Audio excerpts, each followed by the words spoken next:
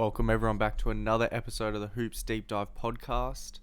Today I went over it a little bit in my free agency day one review video, but I want to go over in depth the Kevin Durant trade request and the situation the Brooklyn Nets currently find themselves in. So without further ado, let's get on to the video. So the Brooklyn Nets are in a super weird situation. Most of the times when we see superstars request trade like Paul George from OKC or James Harden from Houston, teams enter full rebuild mode and get, decades worth of first round picks in return. But the Nets can't do that because they don't own their first round picks as a result of the James Harden trade. So this means in a trade for Kevin Durant, they need to get assets back that can help them win now and over the next decade, which makes it a lot harder for teams to trade for Kevin Durant and retain their teams that they currently have. The Nets also have many other pieces that can help them have a good team right now. They got Kyrie, who definitely should be traded. Ben Simmons, though, he is still a really, really good basketball player. Joe Harris, Seth Curry, Nick Claxton, they all have value in trades or just keeping them on the team. They're really solid role players. But we're not here to talk about role players. So let's get into some of the deals the Nets could do for Kevin Durant. My first one sends Kevin Durant to the Toronto Raptors in exchange for Scotty Barnes and the Toronto Raptors 2024, 26, and 28 unprotected first-round picks. For Brooklyn, gives them a young star to build around, surefire star in Scotty Barnes, reigning Rookie of the Year, and it gives them 3 first-round picks that they can use to flip, or they could just keep them. But for the Toronto Raptors, you get Kevin Durant, you keep Fred VanVleet, keep Pascal, and that is a monster big 3. And then you still got OG, who I think will be moved before the season starts. But that is a great, great team and a probable favourite in the East, I'd think, over potentially the Milwaukee Bucks, although that'd be a very tight matchup. But I think this could be a real win-win situation for both teams. The next trade, the one I want to see so bad. Zion Williamson, Kevin Durant swap. It'd be one of the most blockbuster trades in NBA history, swapping superstars. For the Pelicans, you just made the first round and took Phoenix to 6 games without Zion, and you add Kevin Durant to that core. Brandon Ingram, Kevin Durant scoring on the wing. It's as unguardable of a wing duo as there is in the NBA. More unguardable than Jaylen Brown and Jason Tatum. For the Nets, you get Zion, you get a superstar to build around, and maybe he's more happy in a bigger market in Brooklyn, although it's sort of the little brother to New York. But still a great, great get in return for KD. Probably the best deal they can get. I've heard Lakers fans, Anthony Davis, 2027, 2029 first. Not happening. And for the Lakers, I think we should keep AD, to be honest. Kevin Durant can't bring the defensive capabilities that AD can. And we've built this team that we are so bad on defense that AD has to carry our defense. It's simple as that. So I don't see that trade happening. And from a net standpoint, AD is a little bit of a risk, and you probably don't want to do that trade either. So both teams probably say no to that. Golden State, Jordan Poole, Wiseman, Moses Moody, Andrew Wiggins, and a 2024 Memphis pick, and their 2027 unprotected first. What a turn of events this would be. Kevin Durant goes back to Golden State. They go back to winning chips. It could happen. They easily are able to deliver the best package and keep their team relatively the same core. But as an NBA fan, I don't want to see this again. I've got PTSD from this group. The second group of Kevin Durant trades have not been talked about. So all the other trades were sort of rumoured, could potentially be offered. These are just ones that I've come up with that I think both teams could benefit from, but I think they probably won't happen. So the first one is between the Clippers, Paul George, Terrence Mann, and Reggie Jackson in exchange for Kevin Durant. For the Nets, if you have Paul George, let's say you trade Kyrie, you still got Joe Harris, Seth Curry, Nick Claxton, Reggie Jackson, Terrence Mann. You're a high contender in the East. You're not going to be a championship contender, but you can be a 3-4 seed and be really competitive. But if Paul George is 32, it probably doesn't give you the longevity into the back end of the decade that they need due to not having any of their first round picks. The next one, Tobias Harris, Tyrese Maxey, 2026 and 2028 unprotected firsts.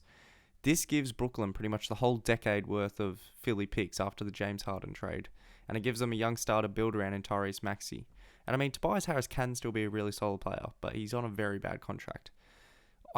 I can't see this happening just with the KD, James Harden drama. Brooklyn and Daryl Morey were really going at it at the trade deadline. Apparently, there's some bad blood there. The next one, could Memphis really go all in on KD? Jaren Jackson Jr., Desmond Bane. It'd be the biggest star Memphis has ever had. That's for sure. Bigger than Powell. Bigger than Jar is now. Although I think Jar, he's going to be incredible. How loved he is. But imagine Jar and KD as a duo. KD covering up Jar's flaws, shooting. But, Jar shot the ball so good last year. This duo would be right up there at the top of the NBA. It'd be, Jar and KD, LeBron and Anthony Davis, Steph and Clay, I guess. Joel and James Harden. But they're right up there. So, I could see this happening. It is a big, big price for Memphis. But, it's KD. It's KD. You got to pay a big price to get him. The last one, I don't think will happen on Brooklyn's side. Michael Porter Jr., Bones Highland, they'd have to throw in a bunch of firsts. I don't think Brooklyn would want to take the risk on MPJ, but I think Denver should be a big player for KD, but I couldn't really find any trade that didn't involve Jamal Murray that would allow them to get KD. We also need to discuss what to do with Kyrie Irving and the other members of the Brooklyn Nets roster. Kyrie, there only seems to be one team interested, and that's the Lakers, my team. I'm not convinced on him, but we are very, very desperate. I can't argue with that. So, a first trade we could do is Kyrie and Joe Harris in exchange for Russell Westbrook and a 2027 first. Both teams probably aren't super, super happy with getting the assets they are. I think the best asset in the deal is the Lakers' 27 first. For the Lakers, you just have to do it. You just have to do it to get a player of Kyrie's talent. Joe Harris, apparently his ankle is in a very, very bad state. He might not even be ready till the All-Star break this year, and he missed all of last season nearly. But, for the Lakers, you can't run it back after the disaster that was last season. And then the Mavs, there was interest from Kyrie to go to the Mavs, but no interest back. But, if they could do Spencer Dinwiddie and Davis Bertans, that's a super, super low price. And if the Nets get that desperate, I'd be fine with the Mavs taking a 1-year punt. And then lastly, we can't not touch on this guy, Ben Simmons. We've just spent all of last season discussing him every day. Trade rumors, who's interested, what's his price.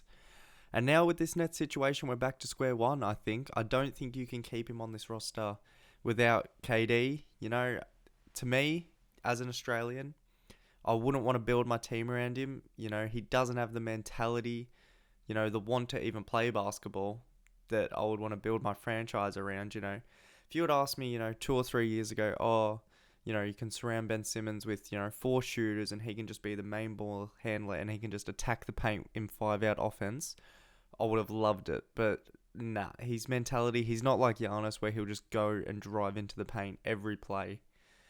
So, the only team I could think of that would be interested would be Portland. They were interested last year. They offered up a pretty big haul for him. It was, CJ, Rocco, 2 or 3 firsts, and Philly wouldn't budge. I think the price is a lot lower now. I think Anthony Simons, who I think is a great young player, he's still a very considerable asset. He averaged 17 points last year, super efficient. He was 44 from the field, 40 from 3, 88 from the line. It's a great asset to get for Brooklyn. And then, this allows them to trade KD for Bam as well because they get off the Ben Simmons rookie max extension. So I really, really would like this trade for if they decide to blow it up, which they obviously are going to. And yeah, that's all I have for you guys today. So thanks so much for watching another video of mine on the Brooklyn Nets. It's going to be really interesting to see what happens. I thought it might be a little bit of a boring offseason, A lot of the free agents, there's not a whole lot going on there. It looks like they're all going to re-sign except for Brunson. So this has really just thrown a spanner in the works. And now, this could be one of the most memorable off seasons of all time. This story alone, the KD requesting a trade, is one of the craziest moments in NBA history that I've been a part of, to be honest. It's shocked me, to be honest. So it's super exciting to see what's going to happen over the next weeks, months. We really don't know yet. But yeah, thanks so much for watching, guys, and see you next video.